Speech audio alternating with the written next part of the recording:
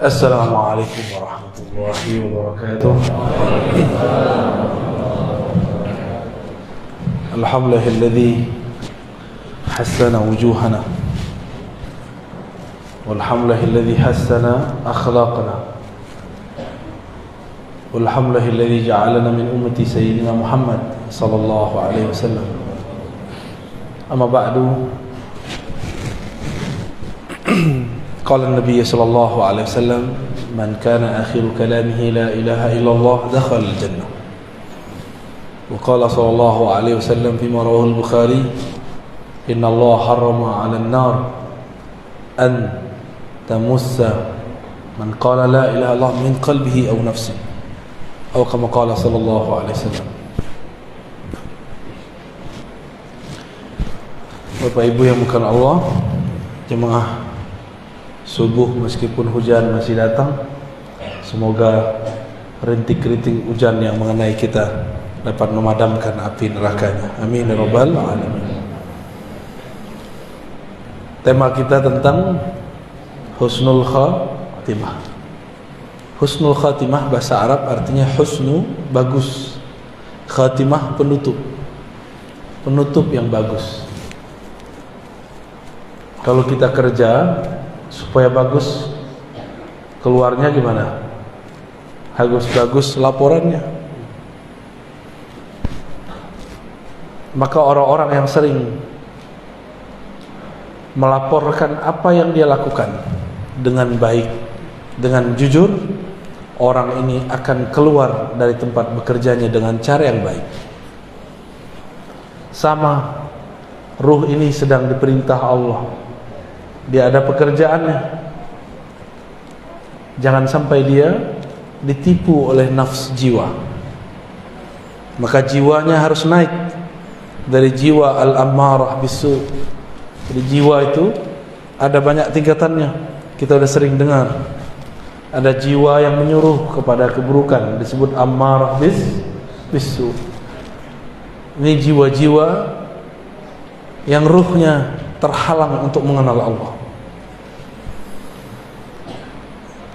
disebut dengan an-nafs al-ammarah bisu. Ammarah bukan amarah. Ammarah berarti alladhi yukthir al-amr, yang banyak memerintah, yang banyak menyuruh. Jiwa kita ini sangat liar. Karena dalam riwayat Israiliyat ada satu riwayat yang bagus, meskipun secara kualitasnya tidak sampai sahih. Cuma ulama kita mengatakan maknanya sahih sesuai dengan ayat-ayat ini. Tatkala Allah menciptakan nafs, maka Allah mengatakan aqbil, wahai jiwa, melihatlah kepadaku, menghadaplah kepadaku. Fala yuqbil, tapi dia tidak mau menghadap. Lalu Allah katakan lagi, ya nafs aqbil, wahai jiwa, menghadaplah kepadaku. Tapi jiwa itu tidak mau juga, pantang disuruh-suruh. Akhirnya Allah laparkan jiwa, Allah puasakan jiwa dari makanan-makanannya. Lalu Allah mengatakan, ya nafs aqbil fa aqbala, wahai jiwa, menghadaplah. Barulah jiwa itu menghadap kepada Allah Subhanahu wa ta'ala. Jadi cara untuk mendidik jiwa ini supaya dia naik dari yang paling rendah ammarah, minimal naik ke lawamah, itu puasa. Puasa di situ bukan hanya puasa zahir, tapi juga puasa batin. Nafs itu ada penyakit di dalamnya, sombong. Puasa dari kesombongan. Nafs itu pengen didengar selalu, tidak mau mendengar orang. Nafs itu pengennya ditaati, tapi tidak mau mentaati.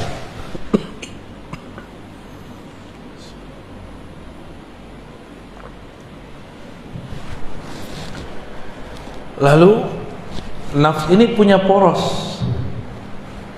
Ada raja di dalam dirinya bernama qalbu. Jangan sampai nafs ini menjadi rajanya kolbu, tapi kolbu harus menjadi rajanya nafs. Bagaimana caranya? Karena kolbu ini tempat Allah memandang, maka lakukanlah seperti Allah pernah dulu melakukannya. Puasakanlah jiwa, puasakan dia dari memandang yang tidak benar, puasakan dia dari mengatakan hal-hal yang tidak benar. Maka jiwa nanti akan patuh kepada kolbu. Banyak-banyak puasa, puasa zahir dari makan, minum, juga puasa batin. Nabi mengatakan, wa idza kana yaumu ahadikum, yaumu shaumi ahadikum falyakul, wa idza kana, apabila yaumu shaumi ahadikum, ya, hari kalian berpuasa, lalu ada orang syatamahu aw qatalahu falyakul inni shaim.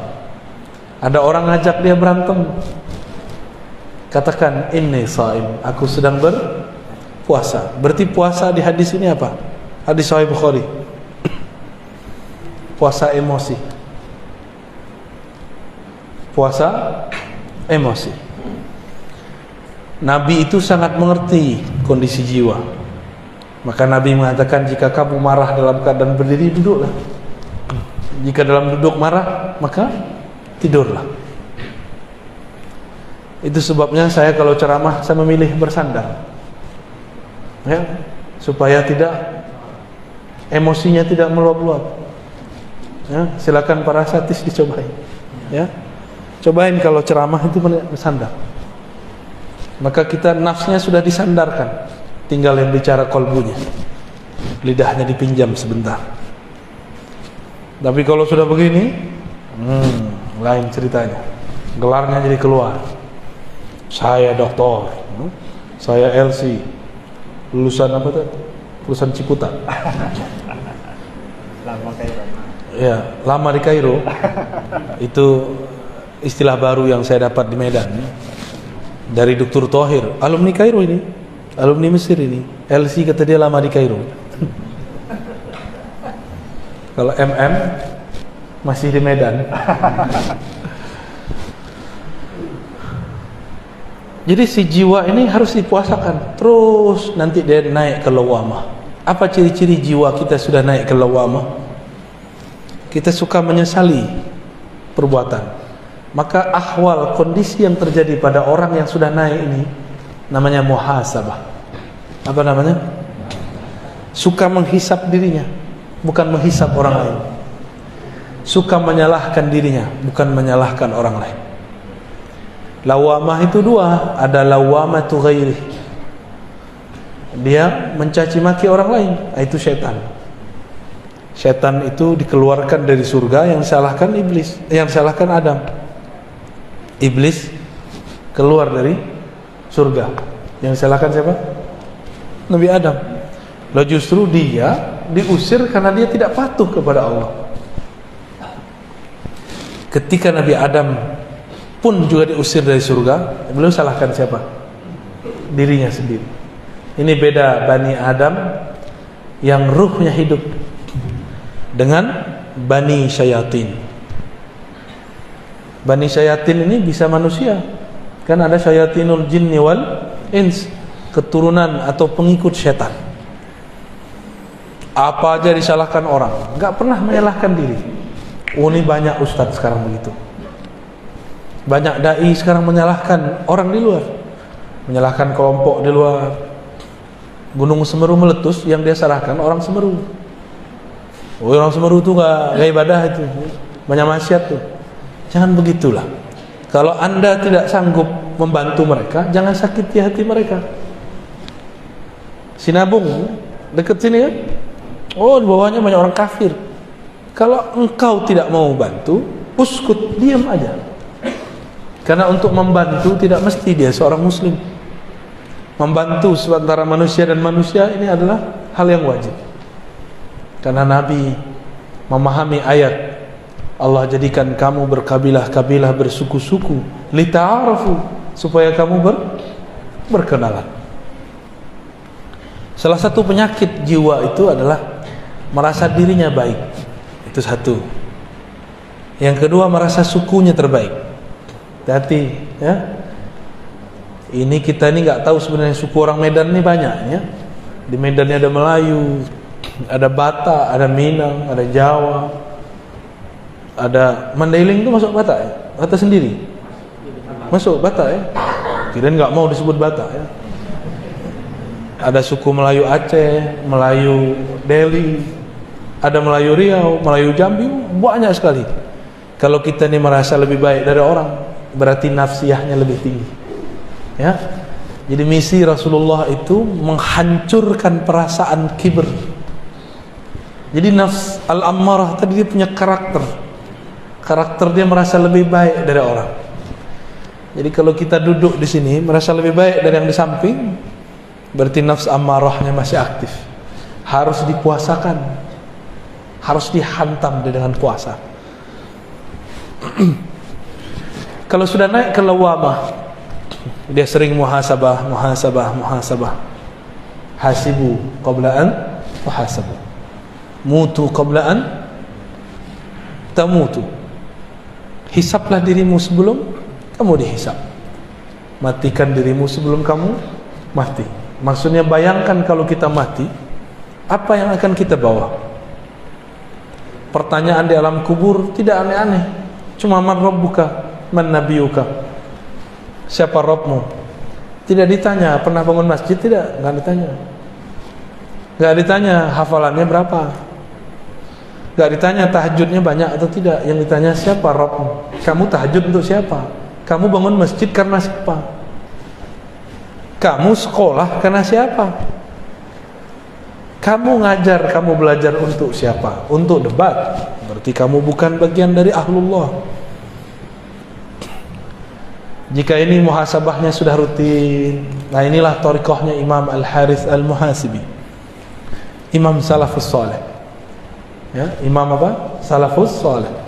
Jadi semenjak zaman Salafus Saleh sudah ada imam yang mengajarkan thariqah muhasabah.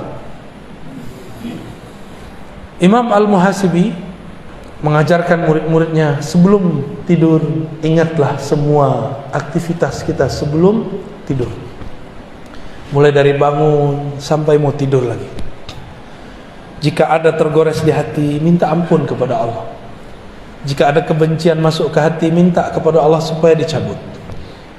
Jika ada dendam di hati, emosi, minta kepada Allah supaya Allah menentramkan qalbu. Itulah amalan Imam Al-Harith Al-Muhasibi. Ternyata beliau ini mengamalkan amalan sahabat yang dulu Sayyidina Abdullah bin Umar penasaran kepada dia. Dilihat-lihat ternyata tahajudnya sedikit, sedekahnya tidak banyak, baca Qur'annya juga standar. Setelah 3 hari Abdullah bin Umar bertanya, kata Rasulullah, engkau ini ahli surga, tapi aku tidak melihat amalanmu banyak. Lalu Abdullah bin Umar bertanya, apa masya'nuka? Amalan kamu apa gerangan? Dijawab oleh sahabat ini, disembunyikan namanya. Tidaklah aku mengambil tempat tidurku kecuali aku membuang semua kebencian, semua goresan, semua dendam dari qalbuku. Jadi dia tidur enggak bawa dendam. Dia tidur tidak bawa kesombongan.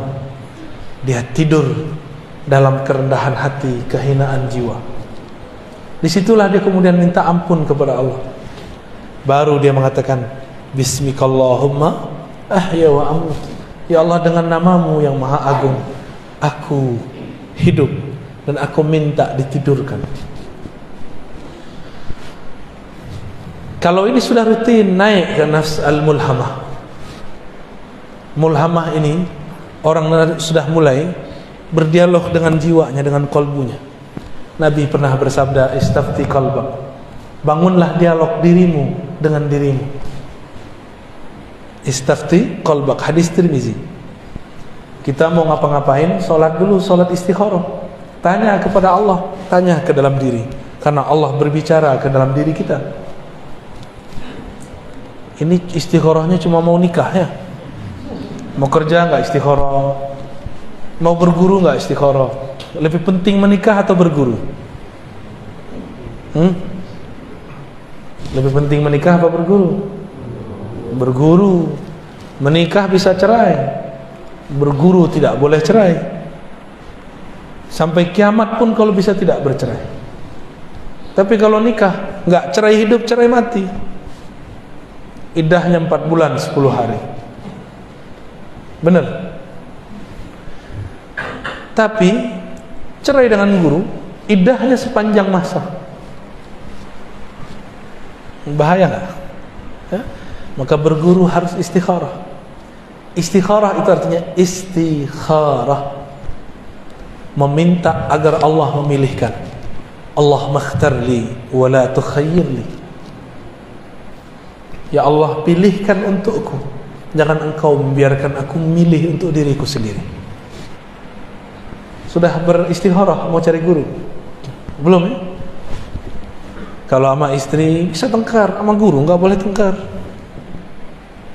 Ya, sama pasangan bolehlah kita ngambek sebentar, sama guru ngambek sebentar, itu murid durhaka, berbahaya. Ya, istikharahlah. Nah, mulai bangun komunikasi dengan kolbu. Saya istikharah setiap kali mau ngajar. Jadi kalau tambah sering ngajar, saya tambah sering istikharah. Saya tanya, ya Allah, apa yang saya mau ajarkan? Tolong gerakkan lidah ini, pancarkan dari kolbu kami nurmu. Hanya engkaulah yang mampu berbicara, hanya engkaulah yang menggerakkan kolbu. Di situ saya baru baca assalamualaikum. Jadi nol dulu kita, baru kita bicara. Ya, nah itu coba amalkan Pak. Sebelum tidur, kesel sama pasangan, marah sama anak, tidak baikan dengan tetangga, bermusuhan, iri dengki dengan teman bekerja, dibuang semua. Jika pernah kita menyakiti mereka, mintakan ampun kepada Allah, kirim Fatihah untuk mereka, katakan, ya Rabb, tumbuhkan ridha dalam kalbu orang yang memusuhiku, dan jadikan aku orang yang fi qalbi salamah, di dalam kalbuku ada salamah, keterbebasan daripada penyakit-penyakit kalbu. Satu kali Nabi Muhammad sallallahu alaihi wasallam mengatakan, Allahumma inni a'udzubika min an uradda ila ardhil umr wa a'udzubika wa as'aluka salamata sadr wa a'udzubika min su'is sadr. Hadis ini ada di Bukhari, ada di Muslim, ada yang terpisah, ada yang digabung. Nabi SAW mengatakan, ya Allah, aku berlindung kepada engkau dikembalikan kepada masa yang hina sebelum kami meninggal. Ya, boleh pakai bahasa Indonesia ya, kalau nggak hafal bahasa Arabnya. An uradda ila ardhalil umur, dikembalikan kepada keadaan umur yang hina.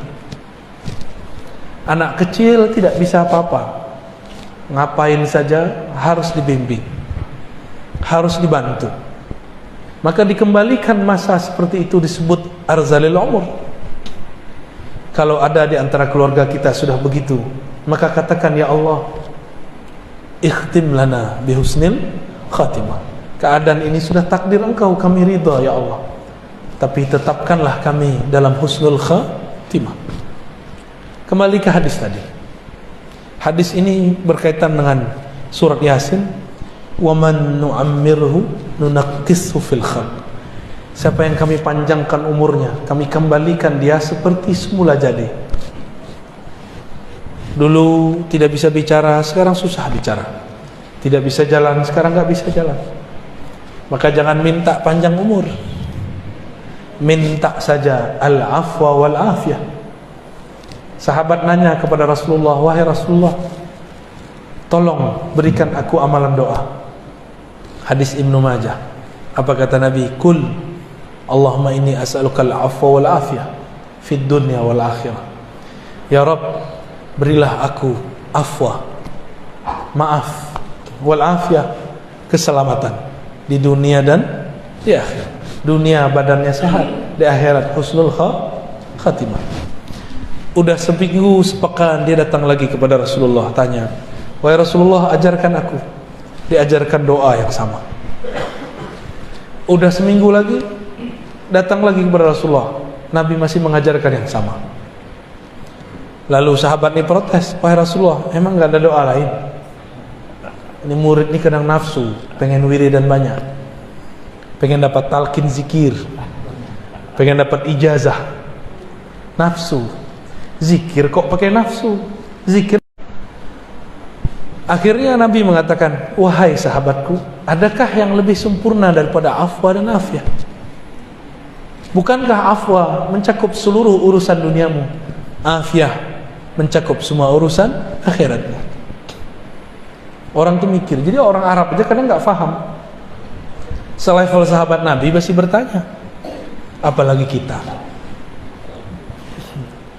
Orang-orang yang sudah sampai di level ini, dia mulai tahu penawar ketenangan kolbunya.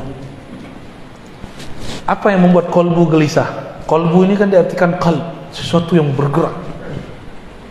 Dia hanya bisa bergerak dengan tenang jika dia menyebut nama yang menggerakkan kolbunya. Siapa yang menggerakkan kita? Allah. Maka disebut di kolbunya Allah, Allah. Baru kolbunya tenang. Anak kecil mainannya ketinggalan, nangis gak? Oh, bisa pukul-pukul badannya, bisa guling-guling. Mainannya kolbu cuma satu, zikrullah, menyebut nama Allah. Kalau di sini sudah rutin, sudah sering berdialog dengan kolbu, sudah tahu obat penawar gelisahnya kolbu, yaitu zikrullah, maka orang ini naik ke makom yang tadi ayatnya dibaca.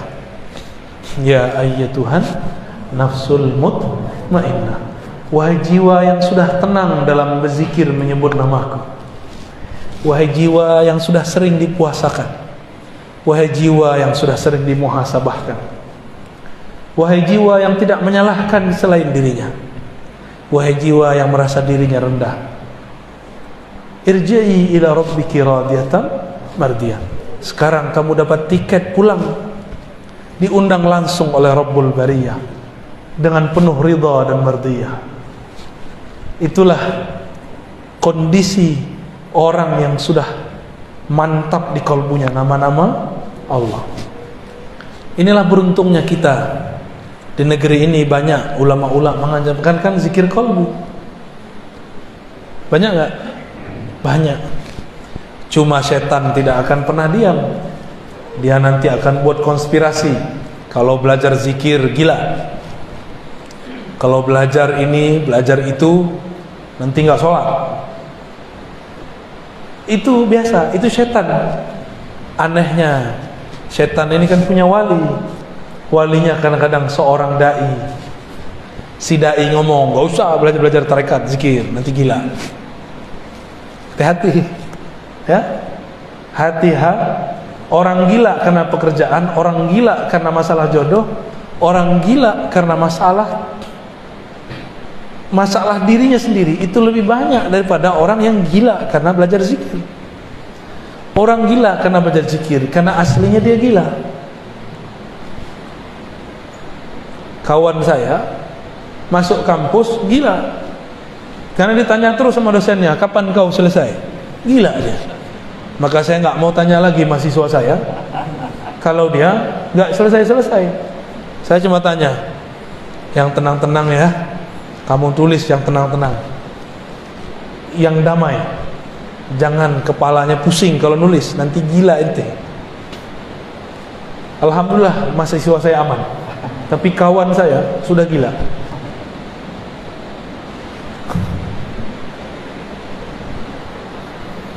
Udaranya sendu sekali ya, seperti suara saya. Sebenarnya saya nggak enak badan Pak, tapi karena janji harus ditepati, saya minta kepada Allah, ya Allah berikan saya kekuatan. Tapi nanti Jumat saya nggak kuat lagi, maka cuma 2 ini, pagi ini dan waktu duha, insya Allah. Nah, jadi kalau mau husnul khatimah, apa yang dilakukan? Jangan salahkan orang lain, sering puasa, salahkan diri. Yang kedua, sering-sering muhasabah. Yang ketiga, sering ajak diri kita berdialog. Lalu belajar zikirlah kepada ahli zikir. Kalau sudah begitu, nanti dapat undangan. Jadi husnul khotimah itu undangan dari Allah. Irji'i ila rabbiki radiyatan mardi, Allah yang undang. Maka saya tutup dengan hadis Nabi. Nabi mengatakan, man kana akhiru kamamihi la ilaha illallah, siapa yang akhir kalamnya la ilaha illallah, dakhalal jannah, pasti masuk surga. Ada anak muda nanya, tamatan lama di Kairo, LC juga. Apa kata dia? Buya, Nabi sebelum meninggal enggak baca la ilaha illallah, baca ummati ummati. Itu husnul khotimah, su'ul khotimah? Ya salah. Itu yang nanya setan apa dia ya? Tapi bagus. Bagus itu pertanyaan. Kira-kira gimana Pak? Nabi sebelum meninggal enggak baca la ilaha illallah, baca apa? Ummati, as-salah, as-salah, ittaqun nas, ittaqullah fin nisa, ittaqullah fis salah. Itu apa? Itu cara menjaga la ilaha illallah. Nabi itu, dia dan Allah sangat dekat. Kalau sudah dekat tidak perlu sebut menyebut. Saya dengan Dr. Thohir, karena sekarang jaraknya cuma 1 jengkal, nggak perlu saya bilang Dr. Thohir tuh orangnya, saya nggak ngomong begitu, karena dia udah di samping. Tapi kalau orangnya di luar, saya omongin, si dokter tuh yang lama di Kairo, saya ngomong begitu. Tapi kalau orangnya di samping, perlu nggak? Dulu kalau kita cinta seseorang, kalau belum ketemu kita sering sebut namanya, cari-cari nama dia di Facebook, cari-cari nama dia di Google, cari-cari nama dia di sosial media, cari-cari nama dia di kalangan teman-temannya, kirim-kirim salam. Benar? Mirip-mirip begitulah. Orang kalau sudah cinta sering-sering sebut nama. Kalau sudah menikah masih begitu nggak? Enggak. Ya, nggak perlu lagi sebut-sebut nama. Yang punya nama sudah bersama saya. Kalau orang sudah dekat kepada Allah, zikirnya bukan lagi menyebut, zikirnya memandang, zikirnya dipandang oleh Allah Subhanahu wa ta'ala. Lebih kurang itu ya. Ada pertanyaan tak? Assalamualaikum warahmatullahi wabarakatuh. Alhamdulillah, semoga mulia dan alhamdulillah semoga Allah berkenan bagaimana mensinkronkan hati, mulut dan pikiran serta pandangan. Sangat gampang diucapkan tapi sulit dilakukan. Terima kasih. Man la yara muflihan la yuflih abadan. Begitu kata Imam As-Surawardi. Siapa yang tidak punya contoh orang baik tidak akan pernah baik. Siapa yang tidak pernah melihat orang sukses tidak akan pernah belajar kesuksesan. Siapa yang tidak bermursyid, maka lisan, kolbu dan ruhnya tidak akan sejalan. Maka carilah mursyid. Nanti mursyid itu bimbing kita supaya lisan, pikiran, kolbu, ruh ini sejalan. Guru. Kenapa anak kecil tidak bisa fokus? Karena tidak ada gurunya. Kalau ada gurunya bisa fokus gak? Bapak ibu ini yang sekarang bisa fokus, dulu waktu kecil sholat juga nyikut-nyikut kawan. Bahkan saya lihat nih, sikutnya ada tandanya tuh ya. Dulu pernah giniin temannya tuh, dan jatuhnya satu deret. Ya, betul ya. Maka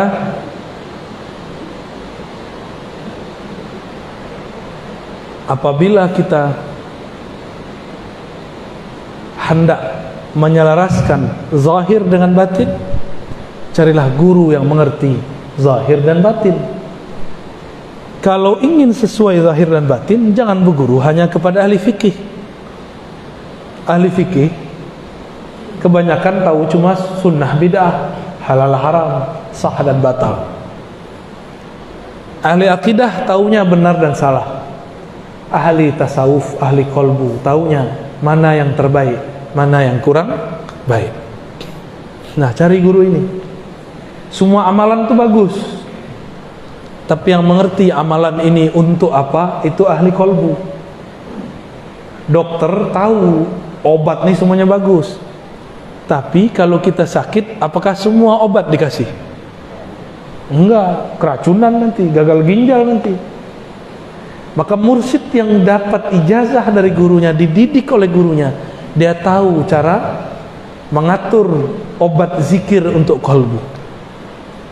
Jadi carilah mursyid, ya. Sudah seumur begini kok nggak punya mursyid juga, ya. Carilah, di Medan ini banyak ahli-ahli zikir, ya. Allahumma sholli ala Muhammad. Ini juga yang kita berbicara mudah-mudahan saya hijrah. Apa pertama kali yang saya mau hijrah, ingat-ingat kalam Sayyidina Ibrahim, inni muhajirun ila Rabbi. Aku hijrah kepada Allah, bukan hijrah ke NU, Muhammadiyah, Salafi, Jemaah Tabligh, bukan. Gak ada hijrah begitu, itu bid'ah itu. Hijrah itu kepada Allah. Faman kanat hijratuhu ilallah wa rasulih. Hadis Sahih Bukhari Muslim. Siapa yang hijrahnya kepada Allah, kepada Rasulullah, fa hijratuhu ila ma hajara, fa hijratuhu ilallah wa rasulih. Maka Allah sampaikan dia kepada niatnya. Jadi berhijrah itu bukan bercelana jingkrang. Berhijrah itu bukan berarti tadi tidak berjenggot, sekarang berjenggot.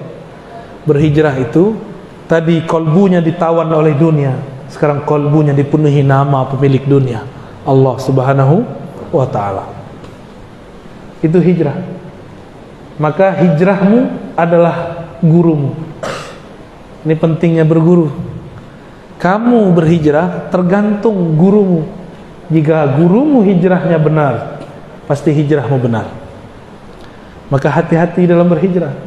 Jangan gagal fokus, nanti hijrah urusan celana, hijrah urusan yasinan, tahlilan. Itu bukan hijrah, itu namanya khilafiyah.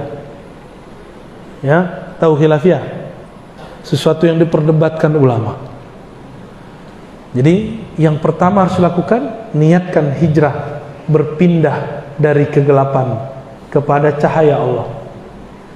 Dan Imam Al-Qushairi mengatakan dalam Ar-Risalah Qushairiyah, orang yang hendak beruzlah, berhijrah, hendaklah dia memandang dirinya lah yang merusak orang. Ketika dia berhijrah, beruzlah, dia tidak memandang orang lain itu merusak dia, tapi dialah yang merusak orang lain. Maka dia berhijrah, beruzlah karena dia mengatakan, ya Rabb, maafkan aku, adanya aku pada mereka membuat mereka rusak. Itulah yang disebut mutawadhi. Ini hijrahnya benar, nggak nyalahin. Ada yang musisi hijrah, yang dia salahkan musik. Lah apa bedanya ente dengan iblis? Iblis tuh nyalahin Nabi Adam, lebih parah nih musik yang disalahin. Hijrah aja. Musik kalau nggak dipetik juga nggak bunyi, nggak diketuk juga nggak ada suaranya. Berarti masalah musik itu masalah siapa? Masalah dia. Itu musik kalau bisa bicara, dia protes kepada Allah Subhanahu wa ta'ala.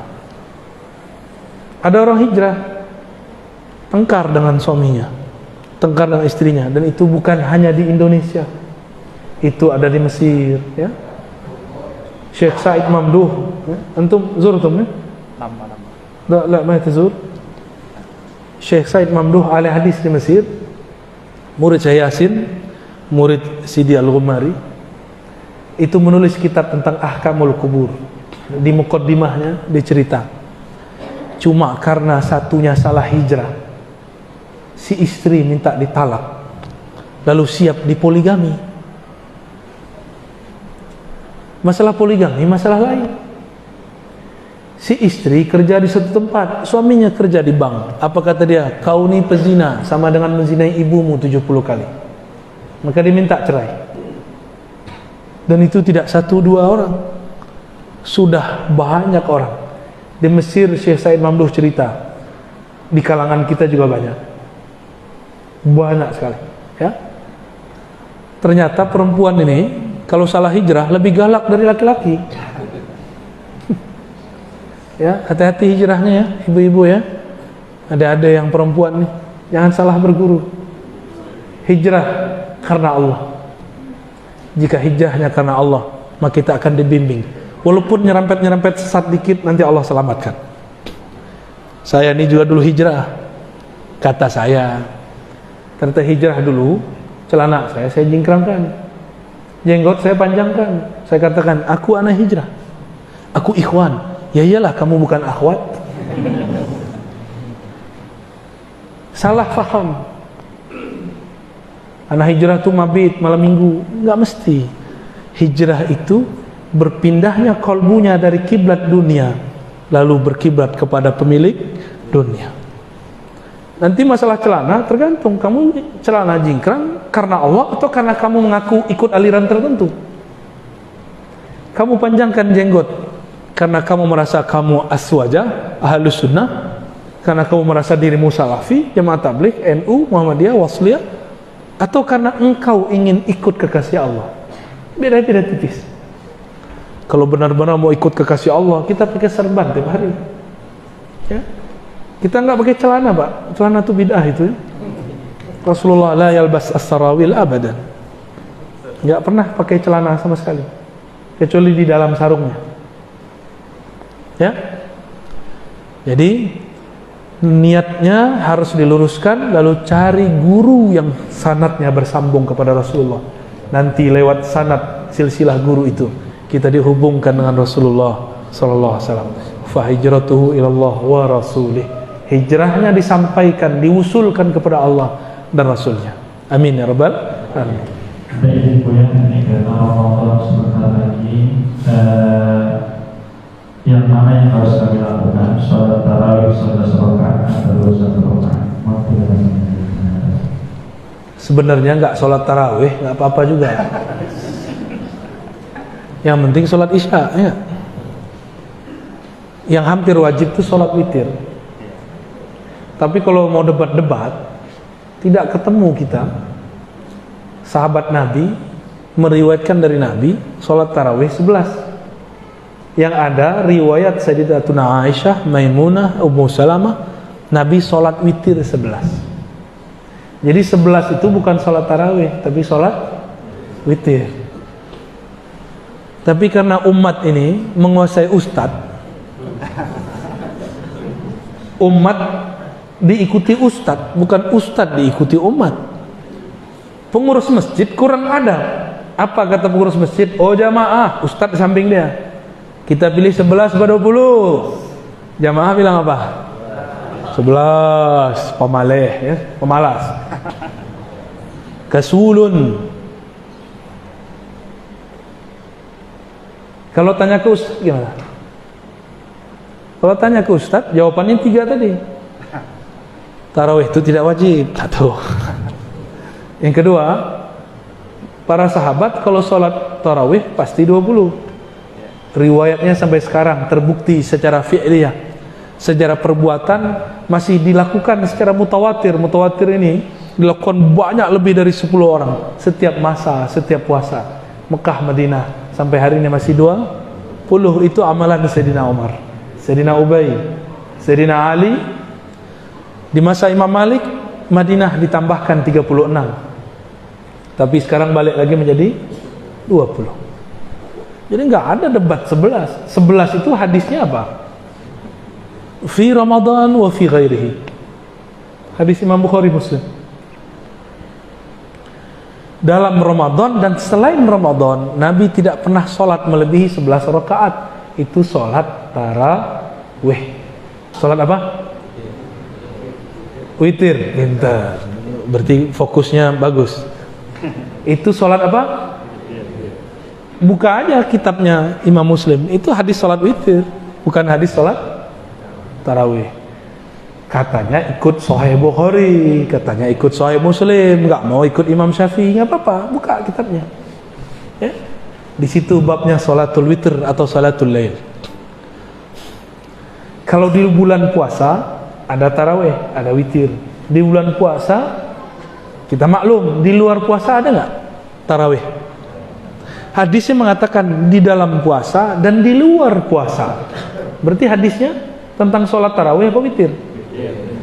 Berarti kalau ada orang memakai hadis ini untuk dalil sholat tarawih, dia salah faham. Karena tidak ada ulama mu'tamad yang menggunakannya untuk hadis sholat tarawih. Karena tidak ada tarawih di luar bulan puasa. Bukalah pikiran, ya. Hadisnya ngomong begitu. Jadi saran saya, kalau ikut ulama dari masa ke masa mutawatir dari Mekah Madinah, giliran apa ikut Madinah, giliran sholatnya nggak mau Madinah, ya suka-suka aja. Ya. Sholat pakai nafsu. Ustadz katanya kalau sholat tarawih 20 itu buru-buru. Jangan buru-buru. Yang buru-buru kan salah sendiri. Lebih baik 11 tapi pelan-pelan. Enggak begitu. Lebih baik 11 tapi tenang. Ya. 11 tapi tenang. Kenapa enggak perlu panjang-panjang? Karena Nabi mengatakan, "Idza kana ahadukum ya ummu 'alan nas." Ya. Jika seseorang kamu mengimami manusia, falyukhaffif, maka ringankan. Ulama kita kemudian rumuskan yang ringan tuh pakai alhaakumut takatsur. Ya enggak? Alhaakumut takatsur. Apa? Semoga cepat datang ke kasur. Gitu ya. Saya mau tanya, pengurus masjid ikut umat jamaah atau ikut ustaz? Ikut ulama atau ikut jamaah? Yang benar ikut siapa? Kalau kita mau beramal, apa kata jamaah atau apa kata ulama? Loh, saya punya ulama sendiri, kan kita sudah jelaskan, itu keliru. Yang menggunakan dalil 11 rakaat. Tapi kalau saya sholat 10 rakaatnya tarawih boleh nggak? Boleh juga, cuma nggak mengikuti salafus soleh. Salafus soleh kalau mereka sholat tarawih ya 20, giliran banyak aja nggak mau ikut salafus soleh, ya. Salafnya nggak tahu salaf yang mana, ya. Jadi yang benar-benar ikut salaf itu ya orang yang sholat tarawih 20, ya. Pelajari modelnya, ya. Setiap 4 rakaat itu kan diisi sholawat, ya. Supaya yastarih, daripada diam-diam nggak jelas buka-buka handphone, mending sholawat. Udah 4 rakaat lagi, sholawat lagi. Udah 4 rakaat lagi, sholawat lagi. Begitulah terus. Itu indah, ya. Mengikuti sunnah Rasulullah Sallallahu Alaihi Wasallam. Ya.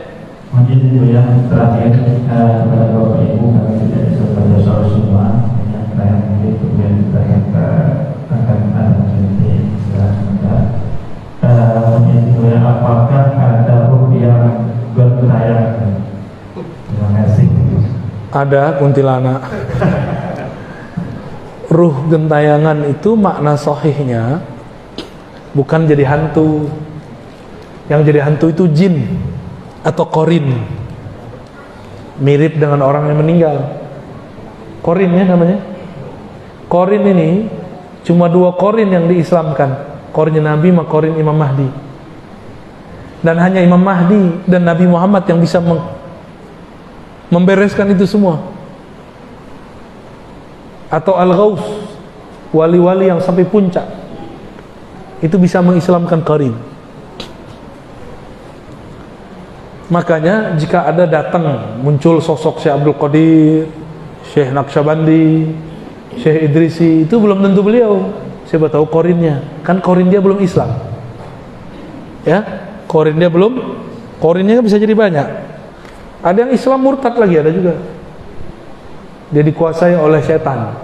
Maka si qarin ini akan menyesatkan orang yang halu, yang suka mengikuti khayalan.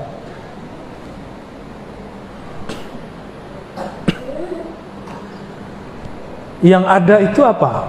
Dalam kitab Habib Zain bin Smith, begitu juga kalam Sidi Abdullah Faiz Ad-Daghestani An-Naqsyabandi, mereka sepakat mengatakan siapa yang tidak sempurna suluknya, ma'rifatnya di dunia, maka dia akan mencari guru menyempurnakannya di alam kubur. Yang enggak sempurna dalam kubur, dia mencari kesempurnaan di padang mahsyar. Makanya orang-orang mencari syafaat Rasulullah, itu pengen sempurna. Mumpung badan masih ada hayatnya, cari guru ma'rifat sebelum terjadi nyawa merenggang dari badan. Ya. Roh ini berpindah-pindah, dia cari, kadang dia datang ke orang tertentu. Kalau orangnya bukan wali Allah, dia datang ke mimpinya. Kalau dia qalbunya bening, maka mimpinya benar. Maka mimpi ketemu orang-orang yang sudah wafat itu rata-rata benar. Tapi kalau lagi halu, bisa benar bisa tidak, ya. Jadi tidak ada arwah dalam artian orang-orang mati gentayangan kepada orang hidup. Yang ada korinnya gentayangan, ya.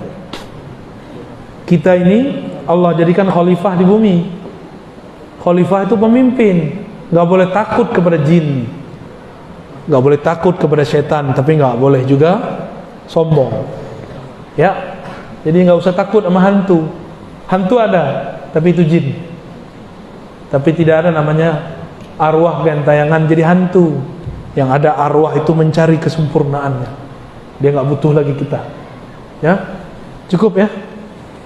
Sudah agak terang. Doanya pakai Al-Fatihah aja ya. Semoga semua yang hadir, termasuk kami Al-Faqir, Allah tutup umur ini dengan husnul khatimah. Jika Allah panjangkan, semoga dipanjangkan dalam afwa wal afiyah. Jika Allah matikan, semoga Allah matikan dalam husnul khatimah. Apapun takdirnya, corona tidak corona, sakit tidak sakit, tabrak atau tidak ditabrak, jatuh tidak jatuh, semuanya takdir Allah. Kita hanya perlu ridha. Maka kita minta, raditu billahi rabba, ya Rabb, berikan aku keridhaan dalam qalbuku. Ala hazinni wa likulli niyatin salihah wal ghayat. Al-Fatihah.